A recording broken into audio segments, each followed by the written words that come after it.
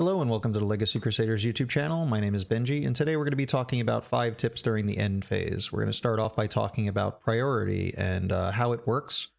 Specifically, we're going to be focusing on Albion the Branded Dragon. So first up, Albion is a card that will tend to wind up in your opponent's graveyard during either the end phase of your turn or their turn. It'll be able to activate its effect, which is to set a branded spell or trap card from your deck or add it to your hand. So one of the things you're going to want to do against this card is to use DD Crow to try and remove the card from the graveyard either before the end phase or before it can be activated during the end phase.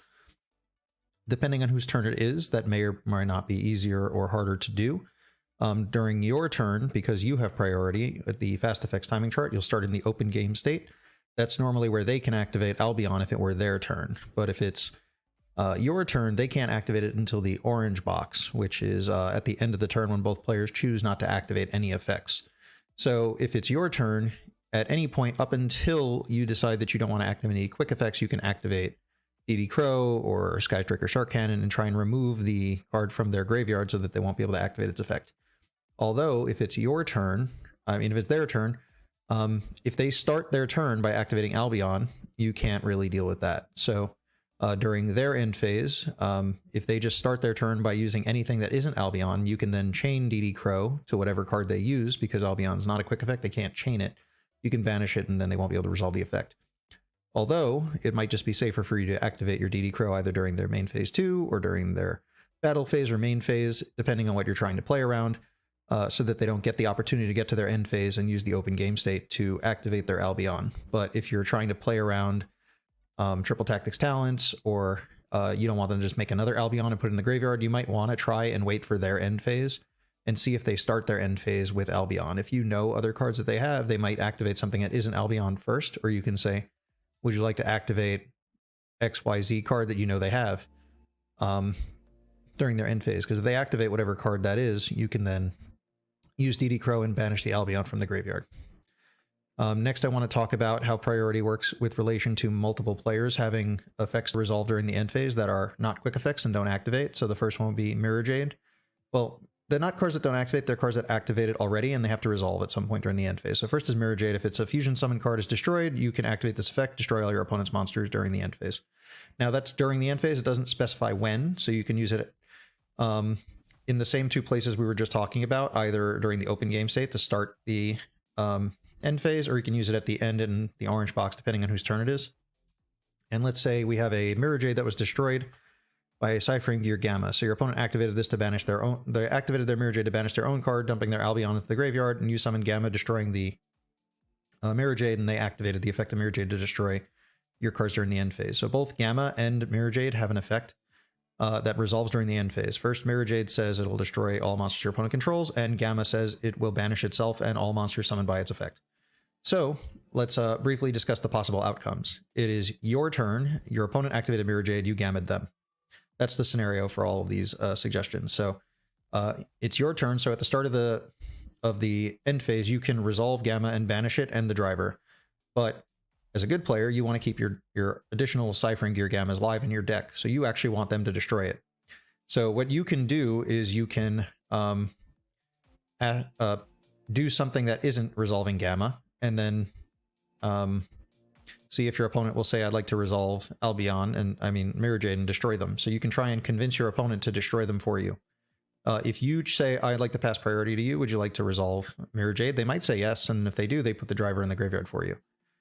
If they say no, and then you give them another opportunity to do so, and this time you have to banish the Gamma and the driver, because the turn can't end until both players resolve their effects, and whoever's turn player has to resolve their mandatory must resolve effect first. So if you're the turn player, your Gamma and driver should get banished, but if it's your opponent's turn and they activated the Mirror Jade, you can just refuse to resolve the Gamma and driver until they resolve the Mirror Jade, destroying them for you. So that is one of the important takeaways from how the end phase works.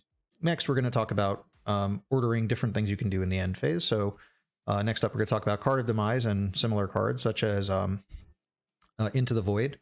Both cards allow you to draw cards, and then during the end phase, you have to discard all cards in your hand. So here's a couple of scenarios that have come up with these cards in the past. So Into the Void lets you draw 1 card, Card of Demise lets you draw 3. If you play either of these cards with Cosmo, what you can do is you can either normal summon your Cosmo Tin Can at some point in your turn, or summon it from the deck with E-Telly if you're allowed to special summon, depending on which of these cards you activated. During the end phase, you have to discard a card. So what you can do is you can resolve the effect of Into the Void or Card of Demise to discard your hand, and then after that resolves, you can activate the effect of Cosmo Tin Can to add a Cosmo card from your deck to your hand, and then you'll end your turn with a card in your hand. So you don't have to do the discard as the last thing you do in your turn, but you do have to declare it. So that is a way to get an extra card in your hand. And there's a couple of decks that could do this, and some might be better than Cosmo at this point in Yu-Gi-Oh's history, although Cosmo was really great at points. Another one is Yosenju, also not really great currently, but if your Yosenjus allow you to normal summon all of them, you can just normal one and then they activate to let you normal again. You can normal all of your Yosenjus and empty your hand, activate Card of Demise, draw 3 cards. You can then proceed to the end phase, and now you have 2 different kinds of effects to resolve. You can either activate the effect of the Yosenjus to return themselves to the hand, or you can resolve Card of Demise. I think you should resolve Card of Demise first so you can add the Yosenjus to your hand and not have to discard them during the end phase. Similarly, there are decks that would play AMANO-IWATO, so that your opponent can't interact with you with things like hand traps. Then at the end of the turn, you can activate Card of Demise and go to the end phase. You can draw 3 cards, set a bunch of trap cards, go to the end phase and resolve Card of Demise, and then you can activate the effect of AMANO-IWATO to add it back to your hand.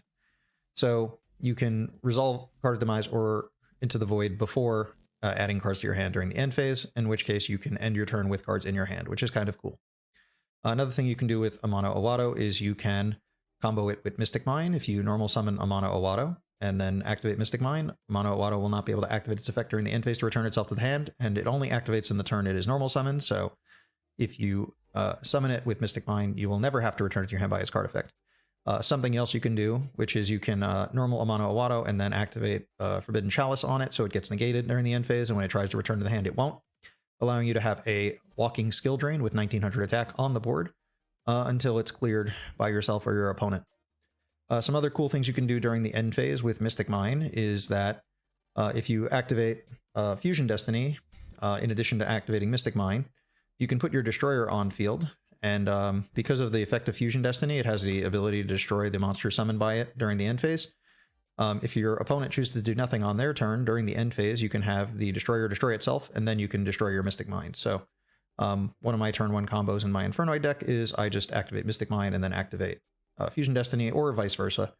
And if your opponent chooses to put cards on the board during their turn, you can use your Destroyer to destroy itself and another card your opponent controls, or you can have it destroy the Mystic Mine on the following turn. So you have a couple of options with Destroyer and Mystic Mine that are pretty cool. Another card that has a mandatory effect that activates during the end phase in the Infernoid deck, and I mention Infernoid because that's what I play usually, is Lair of Darkness. It has a mandatory effect during the end phase to summon tokens to the turn player's field during the end phase based on the number of dark monsters that were attributed this turn. One of the things you can do is during your end phase, you can use your... at some point, you can choose to activate the effect of Lair, but you don't have to necessarily end your turn at that point. So you can attempt to summon tokens, and then you can trigger a monster or a card effect that would tribute a dark monster after that effect's resolved, so that they won't get a token for the latest tributed card. So if you tributed some cards earlier, but maybe you don't want to give them one more token, you can always resolve the effect of Lair, activate it, let it resolve, summon whatever tokens it has to at this point, and then you can use the effect to tribute one of their cards. So you don't have to do that as the last thing in the end phase. It just has to happen during the end phase. And depending whose turn it is, it might be at the beginning or the end. Next, the most obvious tip for the end phase is popping back row. So if your opponent has some nice back row set, like Dogmatika Punishment or Super Polymerization, and they set them this turn, they can't activate them because trap cards and quick plays can't be activated the turn they're set. It's a good idea to try and destroy them during the end phase with your Twin Twister if you have one. So the reason we do it in the end phase is so that they can't just choose to set more back row, because a common thing players who play back row decks will do is they'll hold some of their back row so they don't lose all of it to just a Harpy's Feather Duster. So what you could do is just set your Twin Twister, and during their end phase when they set things, you can just blow them up, and then they won't be able to set additional cards on the follow-up.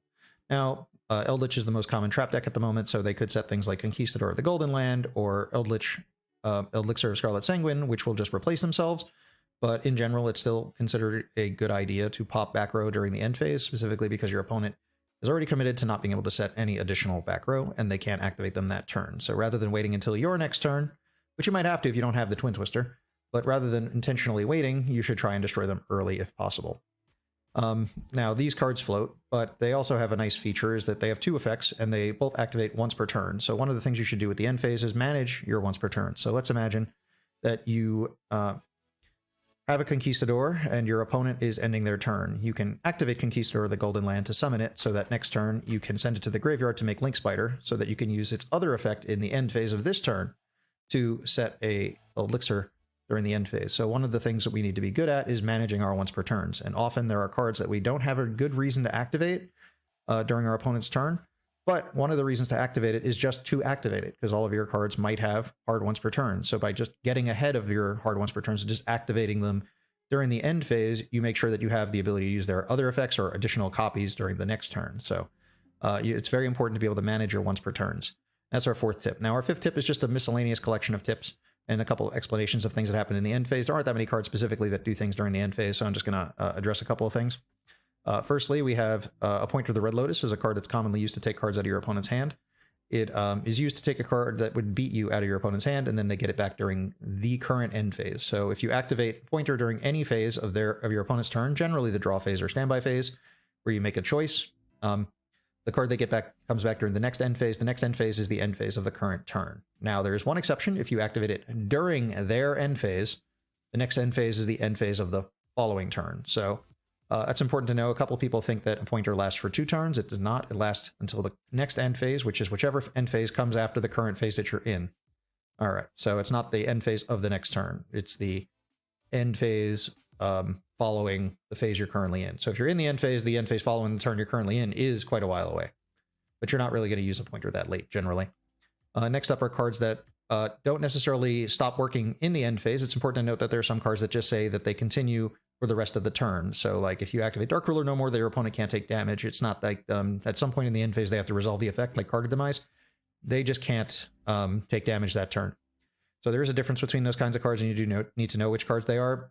But there are some cards where they have to resolve them during the end phase, and there are some cards where they don't. Like a card that would have to be resolved in the end phase would be Miscellaneousaurus' effect to destroy the monster summoned by its effect.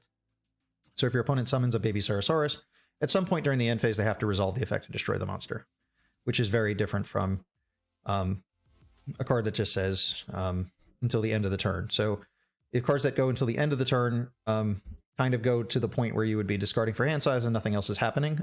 Speaking of discarding for hand size, there's a certain type of card that activates often in the end phase, which can't if it's discarded for hand size, and I'll just address that, which is Scarm, Millbranch of the Burning Abyss. If this card's in your graveyard during the end phase, it would activate during the either the start of your end phase or during the orange box, which is after both players pass priority. But after that box is the purple box, and in the purple box, that's when you're going into the next turn, and if you discard Scarm for hand size limit, you've already passed either the green box, which is the open game state, or the orange box, which is the one where you just activate non-quick effects during the end phase. So if the Scarm gets discarded for hand size limit, it can't activate. But if you have quick effects or trigger effects that activate, they can be activated if discarded for hand size limit. So if you discard Graph, and then Graph can summon the Scarm, and then maybe the Scarm kills itself in the end phase by being on the board with a monster that isn't a Burning Abyss monster, it'll then go to the end phase, but because you've already discarded for hand size limit, you're not at a point where you can activate the effective Scarm. That's going to cover all 5 tips for the end phase. If you haven't checked out the videos on 5 tips for the draw phase, battle phase, or main phase, please check those out. They're, I'm sure, in the cards up above. Also, you can click the subscribe button if you want to be notified when more videos like this go live in the future. Thank you for watching. My name is Benji, and I will see you guys next time.